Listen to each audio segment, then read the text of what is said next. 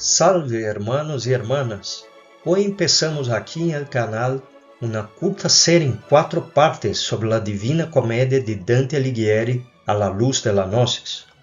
Hoy haremos una introducción y después haremos episodios específicos sobre el infierno, purgatorio y paraíso. El maestro Samael pone Dante ao lado de grandes iniciados como Jesús, Buda, Hermes Trismegisto y Quetzalcóatl. Es un maestro resurrecto, según palabras del propio maestro Samael. Su descripción pormenorizada de los mundos infiernos, así como también del purgatorio y del paraíso, demuestra que es un iniciado que ha experimentado todos los procesos que uno pasa en el camino. Y el maestro incluso aconseja a sus discípulos a estudiar la Divina Comedia. Eso es dicho en la conferencia del Quinto Evangelio titulada Nociones Esenciales sobre Ocultismo. Vamos entonces a adentrar en esta obra maravillosa y profunda que es la Divina Comedia, siendo que en el día de hoy vamos a hablar más sobre quién fue Dante y también hacer algunos comentarios sobre sus otras obras. Veamos. Dante nació en Florencia en el año 1265 y falleció en 1321. Fue un político, filósofo, poeta y escritor conocido por escribir la Divina Comedia, pero escribió varias otras obras como De la Monarquía, que tiene naturaleza política, o Vida Nueva, que son poemas dedicados al amor idealizado que sentía por Beatriz, que bien sabemos aquí en la Gnosis que es una alusión a la alma divina. Él se envolvió en las luchas políticas de la época y fue exilado de Florencia en 1302 y nunca más volvió a su ciudad, falleciendo en Ravenna, en Italia.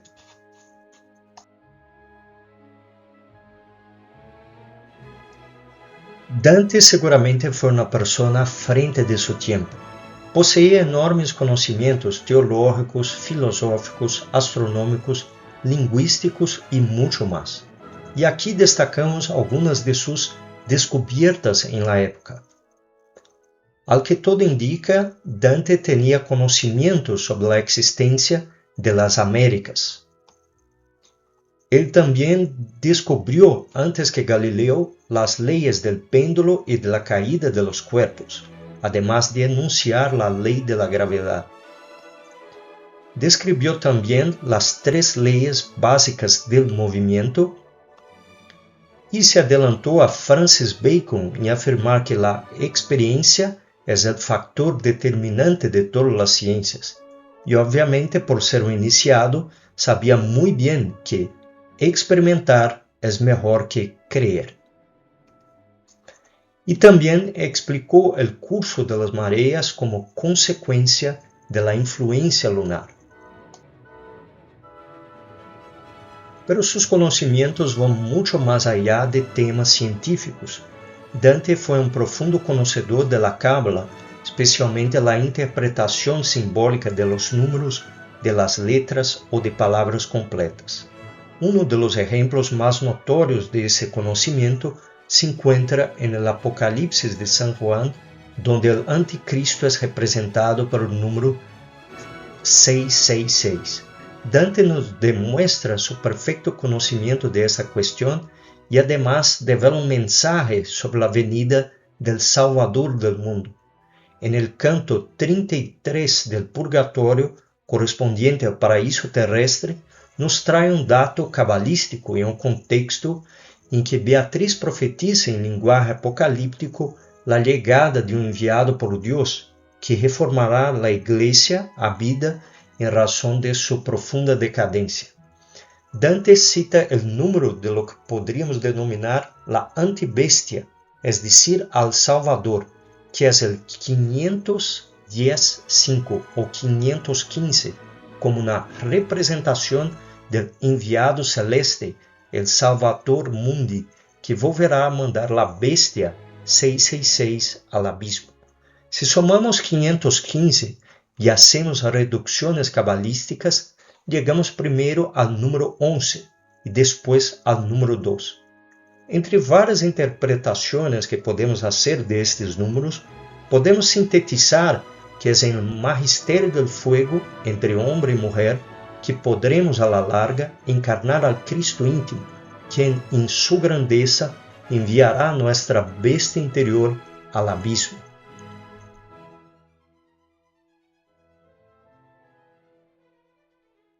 E há relatos de que Dante ha sido miembro de uma sociedade secreta relacionada a los templarios, conocido como Fede Santa, Fé Santa em espanhol, e se diz também que foi iniciado em primeiro grado por um personagem chamado Brunetto Latini, de quem Dante ha dicho textualmente: de ele he aprendido como el hombre se hace el mismo eterno.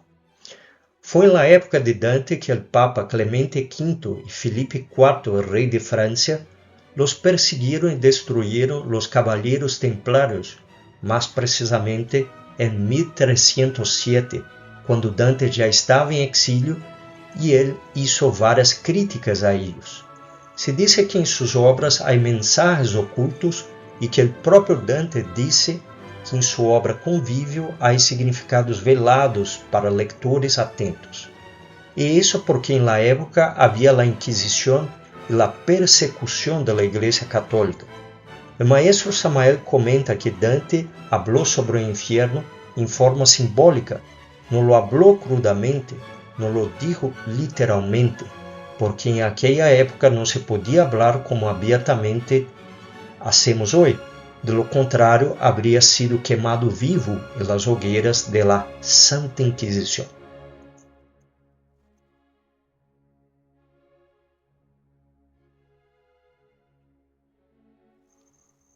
E como hemos dicho, Dante ha escrito outras obras e destacamos as seguintes. De Vulgar Eloquentia é um opúsculo que enaltece a língua italiana sobre o latim. La Monarquia expone detalhadamente suas ideias políticas e refleja sua crise ideológica que lhe levou a ser um partidário da unificação europeia bajo um imperador culto e competente.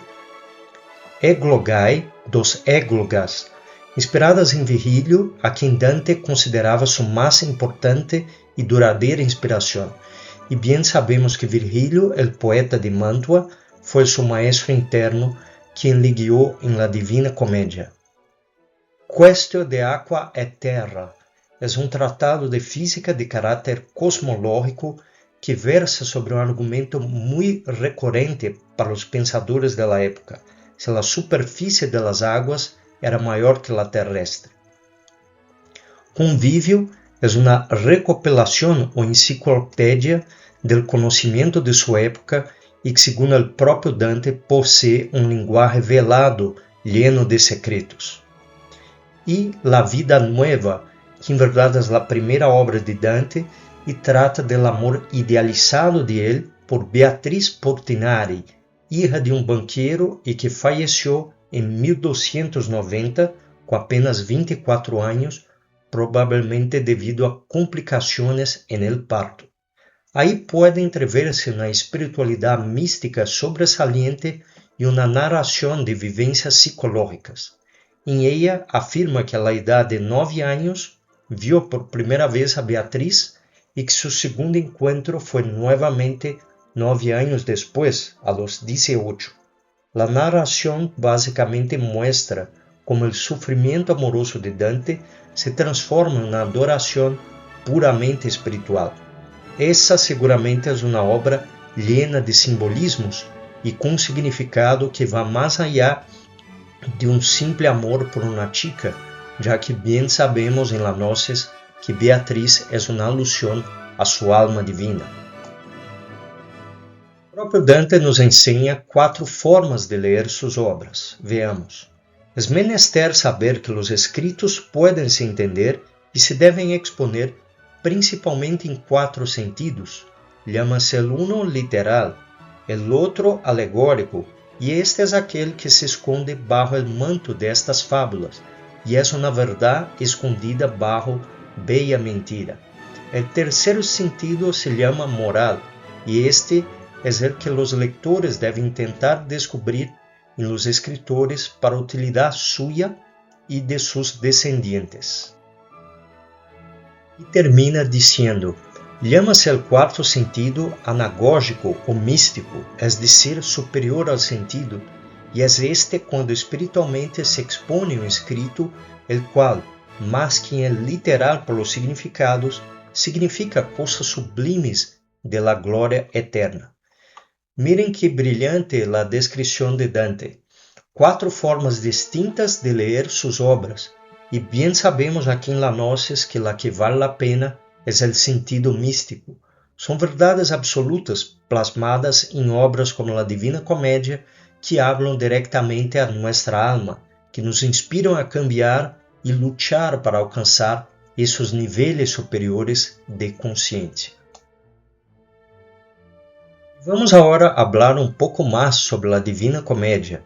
Como hemos dicho, foi uma obra escrita em el contexto del encarcelamiento de los templarios em 1307, sendo que Dante já se encontrava em exílio. É a obra maestra de Dante e nós aqui em La Gnosis sabemos que ela contiene um profundo significado esotérico. Interessa señalar que os conceitos filosóficos e teológicos vão aumentando à medida que se asciende por las 3 regiones, decrescendo paralelamente os apuntes mitológicos e históricos. O próprio Dante chegou a dizer que o objetivo desta obra foi a de sacar a aqueles que vivem esta vida em estado de miséria e levá-los ao estado de felicidade. Se compõe de uma introdução e 3 cânticos, el infierno, el purgatorio e el paraíso. Cada cântico se compõe de 33 cantos. A distribuição de los versos sigue as coordenadas del número 9. A primeira parte del infierno, por exemplo, consta de 4.720 versos, que cabalísticamente sumam 13. Miren que curioso esses detalhes. Bien sabemos aqui em La Gnosis que solo com a muerte psicológica, bajando a la 9ª esfera, é possível o nascimento segundo e a autorrealização íntima del ser. Em la obra, Dante se encontra com personagens mitológicos, históricos ou contemporâneos suyos, que simbolizam cada um defeito ou uma virtude. São, portanto, os castigos ou recompensas originados por suas obras meras ilustrações de um esquema universal de valores morales.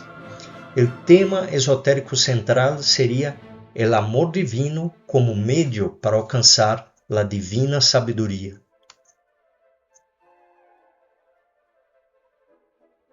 E há alguns símbolos que vamos ver em la obra que vale a pena comentar. La selva indica pasiones e vícios, mientras la pantera lujuria, el león soberbia e vanidade, la loba codicia, ambición e poder, la cima placentera virtud, orden e paz, el corazón gentil, que es el corazón purificado de las pasiones propias de la naturaleza inferior del hombre.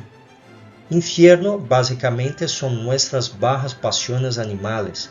En el infierno es donde se hace mayor hincapié en los aspectos psicológicos de sus habitantes y en la descripción de los tormentos correspondientes a ese contexto.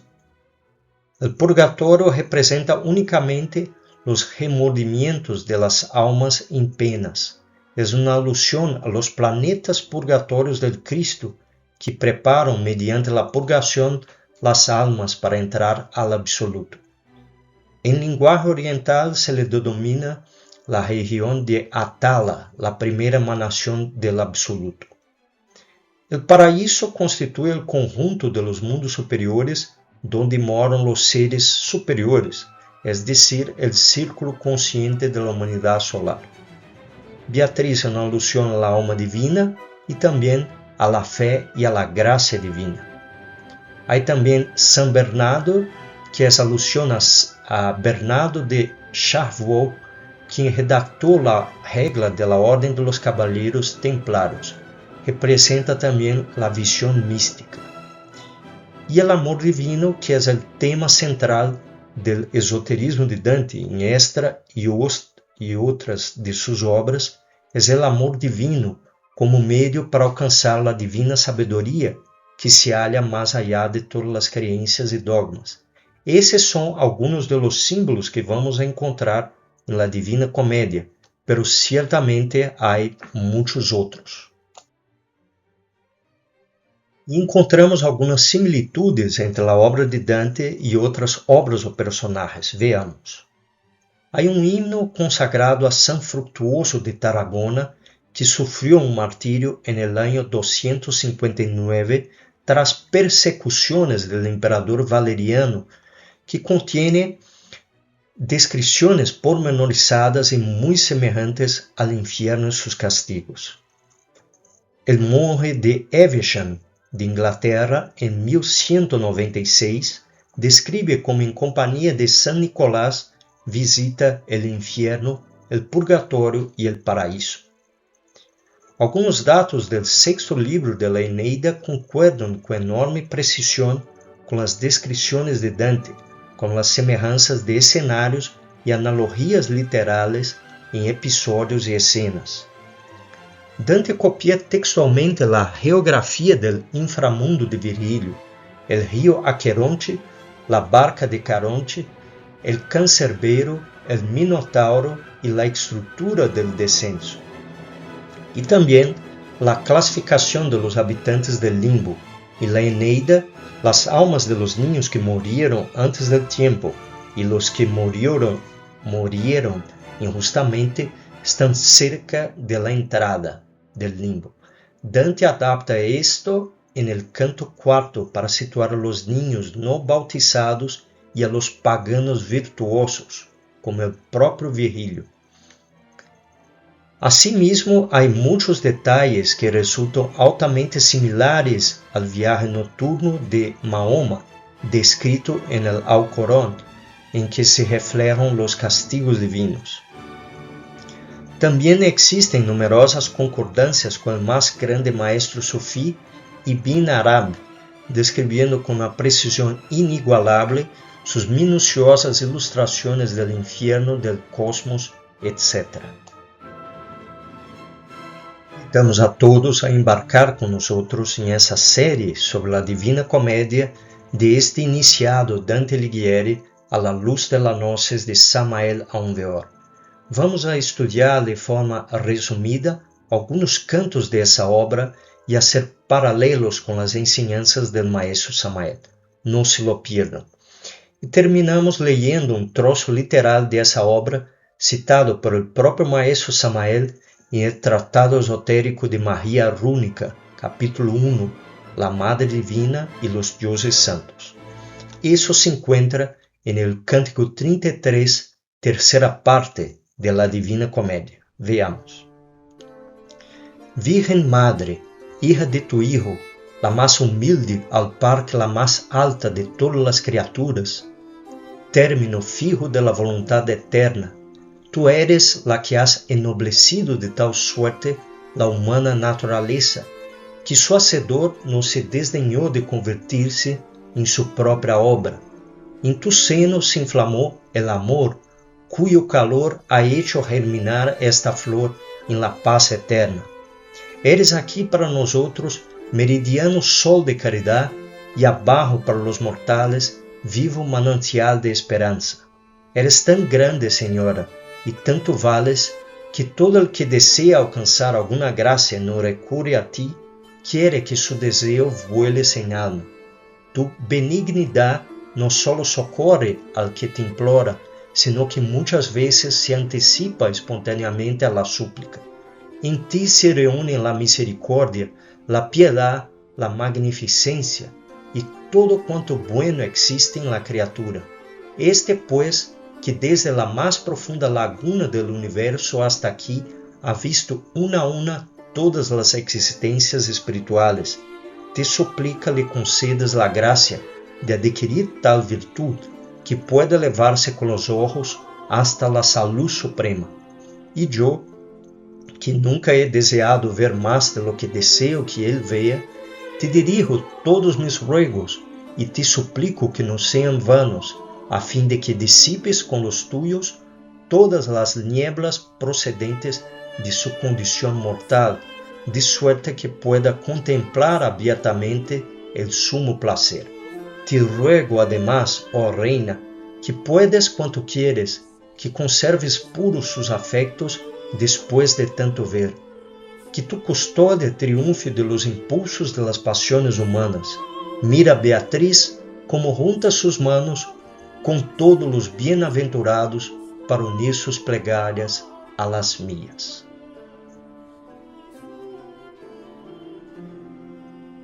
Gracias por su audiencia. Hasta el próximo episodio. Paz inverencial.